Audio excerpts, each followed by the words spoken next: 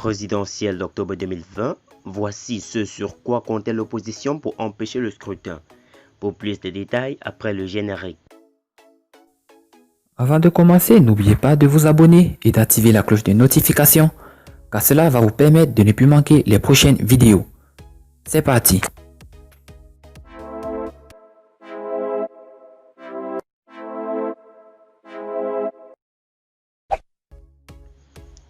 En annonçant le 17 septembre dernier qu'il n'y aurait pas d'élection en Côte d'Ivoire, l'ex-président du Parlement Guillaume Soro a fait planer le doute sur la tenue du scrutin du 31 octobre 2020. Un mois plus tard, à la date du samedi 30 octobre dernier, les partisans du chef de l'État sortant Alassane Ouattara ont afflué dans les bureaux de vote pour plébisciter leur candidat. Après le boycott actif de l'opposition qui a réussi à empêcher le vote dans la plupart des régions du pays, peut-on vraiment parler de la tenue d'une élection présidentielle?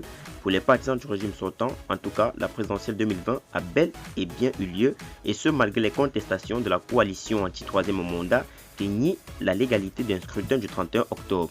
En affirmant qu'il n'y aurait pas d'élection présidentielle le 30 octobre prochain, l'opposition avait-elle véritablement les moyens de faire échec au processus électoral? Oui, soutient Boga Sako Gervais, vice-président de la plateforme EDS, qui s'exprimait ce dimanche 1er novembre dans une interview sur Picha.nta.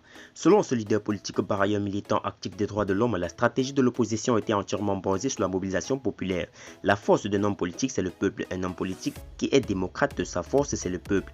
On a décidé d'utiliser tous les moyens légaux et démocratiques pour empêcher le scrutin, a indiqué Boga Sako Gervais.